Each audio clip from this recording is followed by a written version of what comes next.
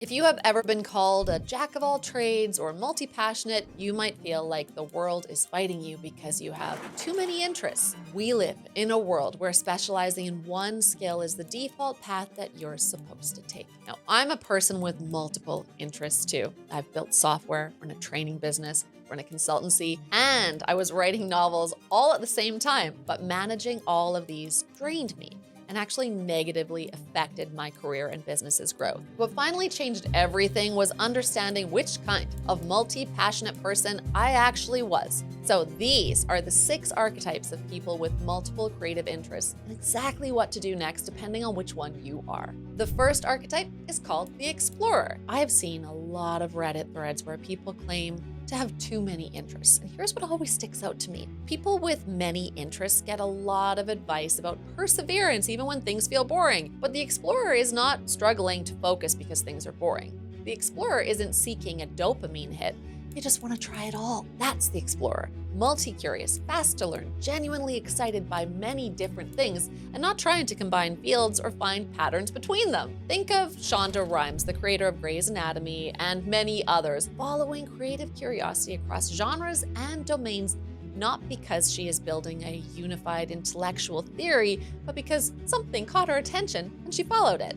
The research on why some people explore widely is broader than you might expect. Breadth versus depth of interest gets shaped by environmental factors, parental influence, identity, goal-setting patterns, neurochemistry, and of course, socioeconomic status and access to different pursuits. There is no single clean explanation as to why you have so many interests, but there is clear data on what tends to happen as a result. So in 1991, meta-analysis found that focus, allowing mastery of a subject, is actually a consistent predictor of career performance. If you want to turn your many interests into financial stability, evidence is not enthusiastically on your side, at least not yet. Here is the uncomfortable part about the explorer. So there tends to be a belief in this archetype that because you learn quickly, you do not really need to do the repetitive, unglamorous work that mastery requires. You pick things up fast, so you figure you will catch up whenever you decide to settle. But an Olympian who trains at 4 a.m. before school is not naturally committed. They chose to commit, and that choice and that practice that follows from it is what produces the result. So natural curiosity is not the same as mastery. If this feels like you, and you are an explorer who does not want to abandon your many interests, but also feel that something needs to change, try what I call a panoramic lens. So instead of forcing yourself to pick one thing, choose a theme and give yourself a few years to work through it. Find the unifying question that runs underneath all of your interests, like what can fixing bikes, graphic design, bodybuilding, and whatever I discover next teach me about mindfulness. Now, every interest you explore is answering that question. So you can go from wandering aimlessly to running one long investigation from many different angles. The second archetype is the master of synthesis. And if you can do this, you should start calling yourself the master of synthesis, and people will actually pay you a lot of money for this skill. The idea of having too many interests is a little odd, isn't it? I mean, who's to say how many interests is the right amount? If you can learn to stop blaming yourself for loving many things instead of just one thing, you may actually see the value in connecting them. Now, the master of synthesis sees how engineering and biology become biotech, how storytelling and data can become growth marketing, how two fields that look unrelated could actually together solve a difficult problem. Charlie Munger built a latticework of mental models across psychology, economics, and biology and deployed all of it toward investing. That's not scattered thinking, that is structured synthesis with a clear destination. So one thing worth clearing up, being a generalist and being a synthesizer are not the same thing. You do not need interests across wildly disconnected domains to feel like you can't focus. You could be a novelist with 7 unfinished manuscripts. You could be a real estate agent who loves construction, staging, and garden design. All of these might live in one adjacent area. The feeling of too many interests does not always mean breadth across fields. It can just mean there's no clear channel where all of the synthesis is supposed to go. Here's the thing. The roles that actually reward this kind of thinking are not always the obvious ones you might hear about growing up. So think venture capitalists, product managers, editors, think tank researchers, or even curriculum designers. These are all roles that are built for people who can move across domains and structure the connections into something others can use. So if this feels like you, build what's called a hub skill. One core skill that lets you explore through it rather than getting lost inside of it. Writing is one of the strongest examples because it lets you move across the human condition, logic, systems, literacy, and process while still producing something creative that you can point to. On top of that, treat your many interests as R&D, research and development. Companies invest in research they never directly apply to a product, and you're allowed to do the same. You do not need a deliverable for every domain you explore. Inventory your ideas on note cards or journal while you walk. Let your brain make the connections it is trying to make. That is not time you are wasting. That is the work that will make you exceptional in whichever arena you eventually point all of that synthesis toward. Next is the third archetype, the free agent. In the late 1960s, psychologist Martina Horner studied what she called fear of success, defined as avoiding achievement because success is expected to bring negative consequences. Things like people will resent me, I will lose friends, people will expect even more from me, I will have to keep proving myself. What that fear actually looks like in practice is not paralysis. It looks like stopping just before breakthrough, undercharging, softening a bold idea until it no longer has edges, finding the flaw in an opportunity that was genuinely good. Now, from the outside, it just looks like having too many interests to commit to. But the free agent is someone protecting an identity. You do not want to be pigeonholed. You do not want to be known as the nerdy chess player or the lab technician or whatever label you have decided would flatten you into something smaller than you are. Now, data shows that this pattern often traces back to adolescence, when biologically the drive to explore is at its highest, and what you watched your parents succeed or fail at begins to shape what you will allow yourself to become. So both successful and unsuccessful parents can produce this outcome. You look at each of them and you draw the same conclusion. I will not allow myself to be reduced to one thing. Now, the hard truth is this, and it's something that freed me up so much the first time I heard it. Nobody is thinking about you anywhere near as much as you think about you. The identity you are carefully protecting is largely one you are guarding against a world that is not watching that closely. So if this free agent archetype is kind of resonating with you, try to use curiosity as your filter going forward. Ask yourself this useful question: what problem is big enough to contain my interests? So if you love teaching, AI, lab work, and building things with your hands, you might be genuinely well suited to build something that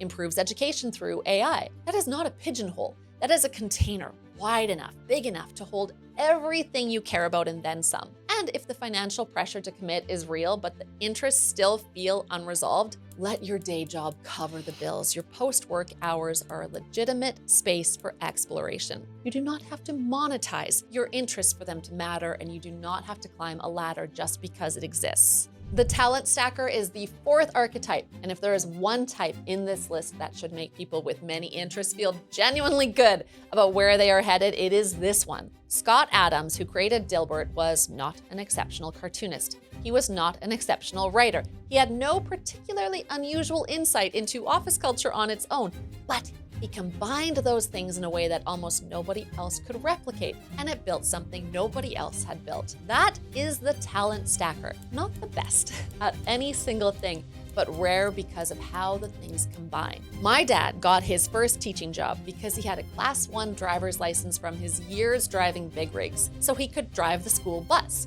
He also played baseball growing up, which meant he could coach the school team. His degree alone did not get him the job, but his many interests stacked together made him the only person who could walk in and do all of it. A great talent stacker is like Arnold Schwarzenegger, who stacked bodybuilding, acting, business, politics. Jack Dorsey stacked technology, finance, UX, systems. The pattern is the same. All the talents in the world do nothing unless you can direct them toward something. A talent stacker without a vision is just a very busy person. What makes the talent stacker work is what Simon Sinek calls an infinite mindset. The best games, careers, businesses, relationships, they are infinite games. But most people measure them like finite games. Like getting a promotion means they have won something. The talent stacker needs a big, meaningful vision that all of those skills can serve. Without that, each skill is just another thing you're decent at. But with it, every new skill you add becomes a piece of something much larger than the skills themselves. So try to create interest seasons. That means if you have multiple talents you want to develop, but feel like you cannot run all of them at once, you're right, you can, but you can rotate. So winter might be for writing, spring for an AI pursuit, summer for something physical, autumn for photography. The key is going into each season with the decision that leaving the previous one behind is not failure, it's the plan, and keeping the stakes low enough that you can actually make progress. The fifth archetype is called the pattern hunter, and this is where a lot of very smart people quietly get stuck for years without understanding why. You might be a pattern hunter. The pattern hunter pursues many interests, not out of curiosity, but because every interest reveals another piece of a larger system. So unlike the explorer who is, collecting experiences, the pattern hunter is building a mental architecture. They tend to have high tolerance for ambiguity. They do not like season freeze on conclusions, and they can sit with uncertainty for longer than most of us can. They move through a predictable cycle, discover a domain, connect it to 3 others, build a mental model, get excited about the theory, and then move on before ever doing anything with the framework they just built. Now, the reward here is not executing the insight. The reward is finding it, which means the work consistently stops at the framework stage, and years can pass where someone is mapping systems rather than operating inside of one. The gap to watch for is mistaking that insight for progress. Building a brilliant framework and deploying it are not the same thing, and only one of them produces a result. The examples that illustrate where this type actually leads are useful here. So Peter Drucker moved across fields and channeled the synthesis into management. Daniel Kahneman combined psychology and economics and brought it to decision science. What each of them did was choose one arena to deploy the pattern hunting into and work with real depth inside it. The synthesis never stopped, but it landed somewhere specific, and that is what made it visible. Work broadly, execute narrowly. Keep thinking across domains because that is where your actual value comes from, and you probably cannot stop even if you want to. But choose one arena to deploy the insights into and treat the pattern finding as fuel for that arena rather than a destination on its own. The synthesis becomes the competitive advantage inside a specific field, not a substitute for having one. Pick the field, bring everything you find back to it, and let the output of all that thinking be visible in one place. The sixth and final archetype is the one almost everyone with many interests privately hopes that they are. It's the polymath. So the word comes from the Greek. Poly means many, and math means learner. So a polymath is someone who has learned many things deeply, not someone who is curious about many things. A generalist knows a bit about a lot. A polymath achieves genuine mastery across several domains and makes actual contributions in more than one of them. Da Vinci was not merely interested in art, engineering, and anatomy, he went deep in all of them. A 2023 study linking high-level creative accomplishment with polymathy found that Nobel Prize winners often have it. The bar is not having many interests. The bar is demonstrated competence and real contribution across fields. Now that is extremely rare. The explorer, the free agent, the master of synthesis, the talent stacker, the pattern hunter, all of them can feel like polymathy from the inside, but the polymath requires long-term learning across multiple domains. This plus actual demonstrated mastery in several of them on top of it. Hence, Nobel Prize winners as polymaths. Now, if becoming a true polymath is where you want to go, awesome. The path starts with one thing at a time. So give yourself one domain to reach at least 80%, maybe 90% mastery of in the next 18 months. During that time, try not to measure yourself by what you feel like you're giving up, because that thinking will keep you feeling stuck and drained. The gain is that mastering one thing accelerates your capacity to master the next one and the one after that. That is how polymathy actually builds, through sequential depth, each domain adding to the last. A year of going all in on one thing is worth more toward your eventual polymathy than 5 years of moderate engagement across many things. When you come out the other side with something you are genuinely and seriously good at, you will have a real foundation to stack the next domain onto. So those are the 6 archetypes for managing multiple creative interests. Now that you have an idea of which archetype might suit you best, the next best thing is to start that focused work immediately.